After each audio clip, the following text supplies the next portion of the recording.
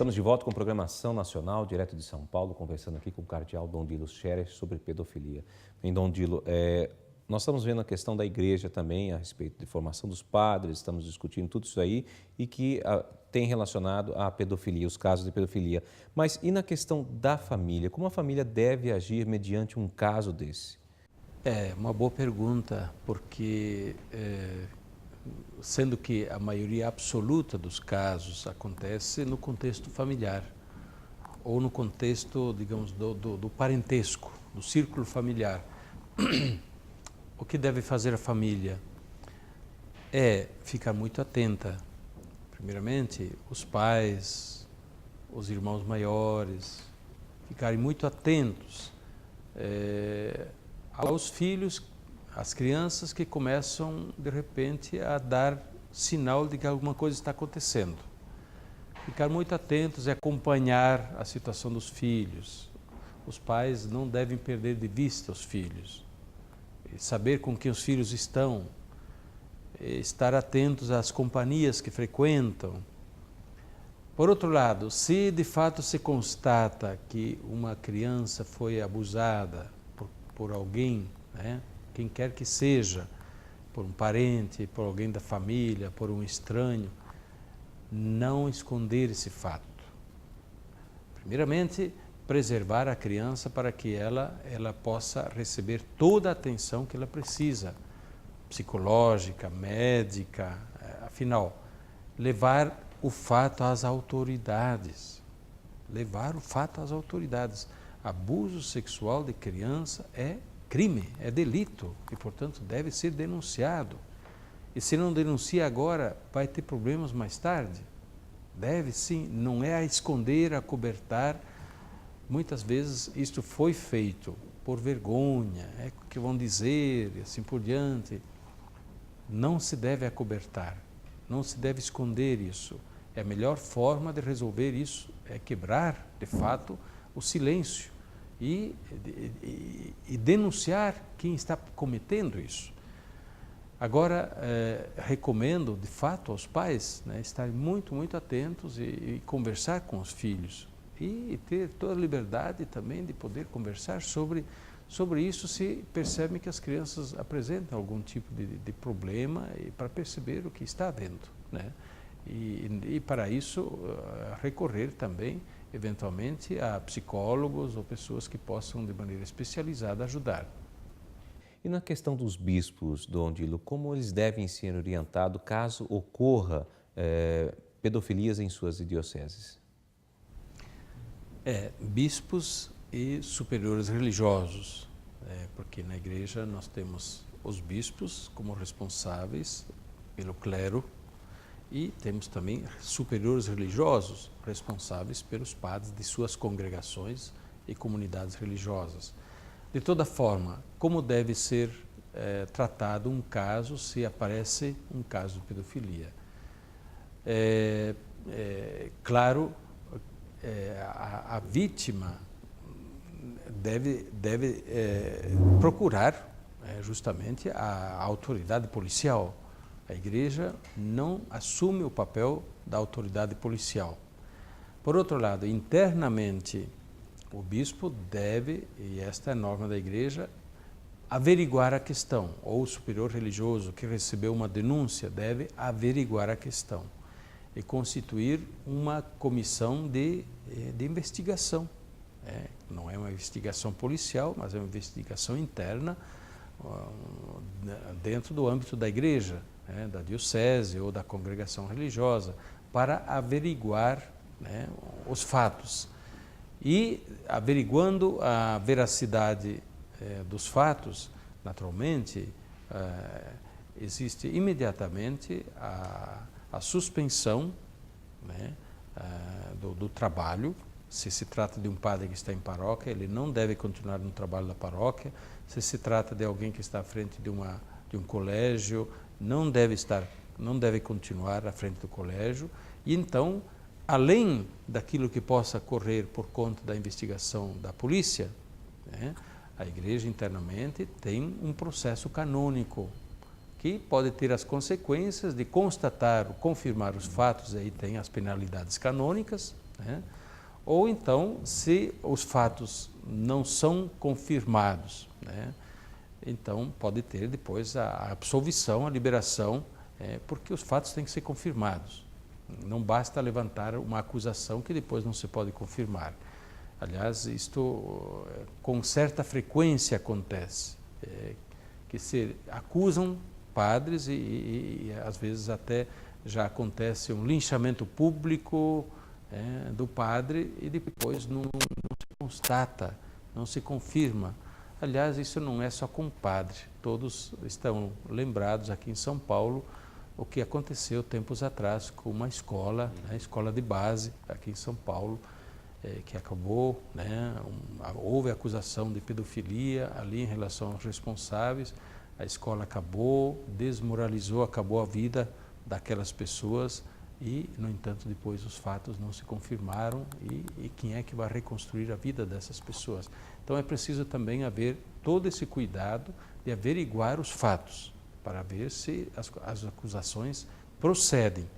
Por isso mesmo também, onde houver fatos de pedofilia, crimes, procure-se ter elementos que possam depois ser comprovados, verificados, testemunhados.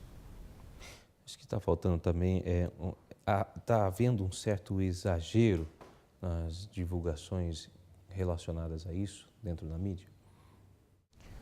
Bem, eu diria, no momento eu diria, é um prato apimentado, né? É uma questão que chama, é uma questão que divulga bem e vende bem também na mídia. Por outro lado, pode haver quem tem interesse em carimbar uma marca negativa na Igreja Católica, nos padres. Então, eu acho que sim, que está havendo um certo exagero digamos, na ênfase que se dá quando, de repente, aparece um fato. Porque não se dá a mesma ênfase quando aparecem esses mesmos fatos em outros âmbitos. Não se dá a mesma ênfase.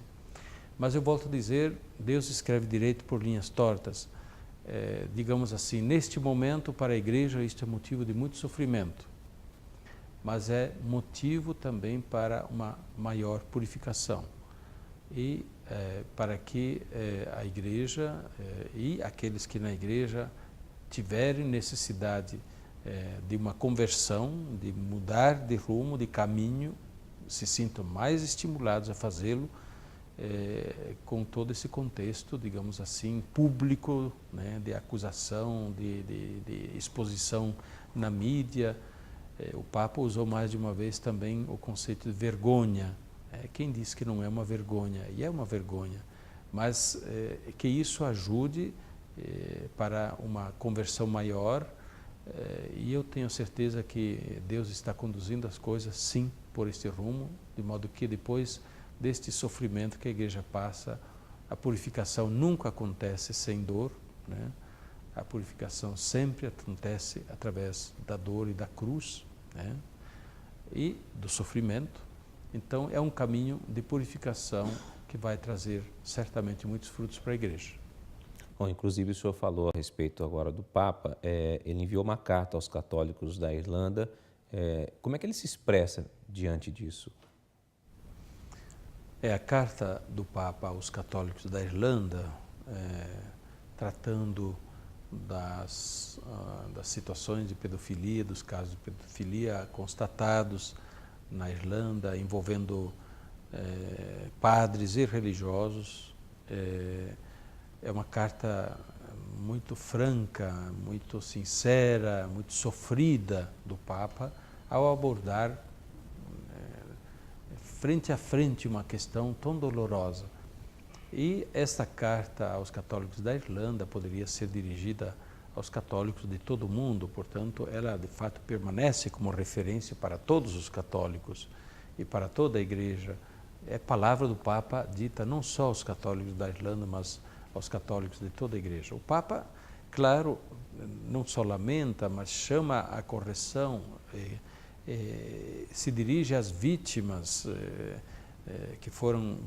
aqueles que foram vítimas de abusos sexuais por parte de clérigos ou de religiosos, se solidariza com as vítimas, assume a dor dessas vítimas e pede rigor na investigação dos fatos, pede depois rigor renovado na formação moral dos cristãos, dos católicos e também na formação do clero, nos seminários, e o Papa clama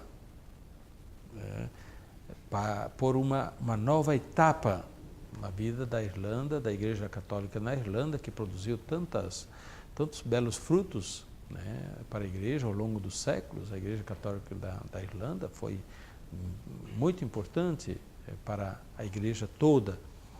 E o Papa pede para um processo de conversão, de renovação, de penitência, de renovação de uma missão para retomar a vida da Igreja Católica a partir dos verdadeiros valores e verdadeiras posturas. E ele próprio se dispõe a ir à Irlanda para dar início a esta missão. Claro, a gente depois não sabe como isso vai acontecer, mas certamente vai haver um momento em que o Papa irá à Irlanda nos próximos anos, quem sabe, para dar início a esta missão, né, de renovação da vida da Igreja na Irlanda. Mas isso poderia ser dito a toda a Igreja no mundo todo, por isso mesmo que também os episcopados católicos do mundo todo, como nós fizemos também na CNBB recentemente, tomaram posição e procuraram refletir sobre essa situação nos seus próprios países. E eu tenho certeza que muitos frutos bons haverão de sair daí. E como a Igreja deve agir para solucionar esses problemas em curto prazo? Bem, em curto prazo ela está agindo, né? O problema é ver se as soluções acontecem em curto prazo. Muitas vezes ali, até que as coisas sejam esclarecidas, as coisas apareçam, demora, né? Demora. Agora, desde agora, está valendo aquilo que a Igreja afirma, né? A Igreja não tem tolerância de dizer, mas por mais algum tempo pode. Não, nunca devia ter acontecido. E nem por mais um pouco pode. Não, de forma nenhuma. Desde agora, a postura da Igreja é firme de que isso não devia acontecer e não deve acontecer. Em nenhum momento a Igreja ensina isso, ou admite isso, ou compactua com isso.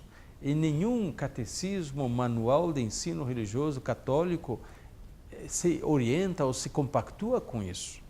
De modo que desde agora, está valendo, de que isso não deve acontecer. Agora, entre dizer isso não deve acontecer, isso não acontecerá mais, vai todo o espaço do comportamento das pessoas, da liberdade das pessoas, um processo de conversão de vida. Isso naturalmente entra no mistério das liberdades e da vida de cada pessoa. Dom Dido, eu queria agradecer ao senhor por a oportunidade de nos dar essa entrevista e esclarecer melhor os nossos telespectadores a respeito desse tema, pedofilia na Igreja.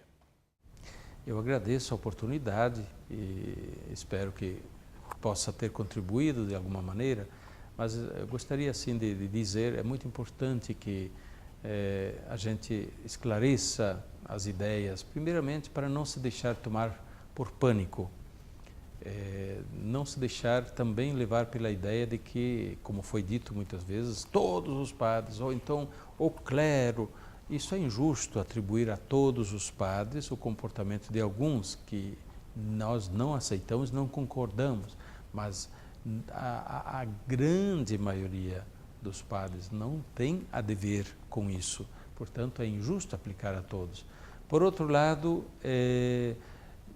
o pânico, de repente, de achar que toda a Igreja Católica agora está corrupta, é uma tentativa de dizer isso que por aí está aparecendo. Não é verdade. Lembrem-se, você que é católico, você se lembra que você faz parte da Igreja que tem Jesus no seu início, o santo, que tem os apóstolos, Nossa Senhora, os mártires, que fazem parte dessa Igreja, não só os mártires de 2000 anos atrás, também os mártires de agora, todos os séculos e desses últimos dias, que deram a vida por Cristo. os santos pastores da igreja, os grandes pregadores, os grandes mestres da fé, os grandes místicos, os grandes padres. Vejam só, Santo Inácio de Loyola, São Felipe Neri, São João Bosco. Olhem para esses padres. O Santo Cura d'Ars, mas pense também nos padres de suas paróquias, de suas comunidades. Vocês acham que todos eram pedófilos?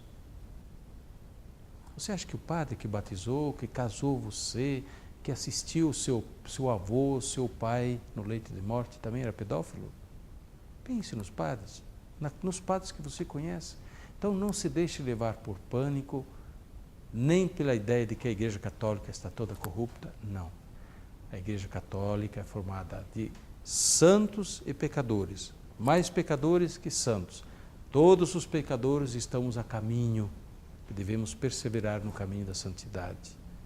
Enquanto estamos neste mundo, procuremos caminhar, perseverar e com a graça de Deus. Mas graças a Deus há uma multidão de santos também hoje, e pense nos santos que estão no céu. Eles honram a igreja.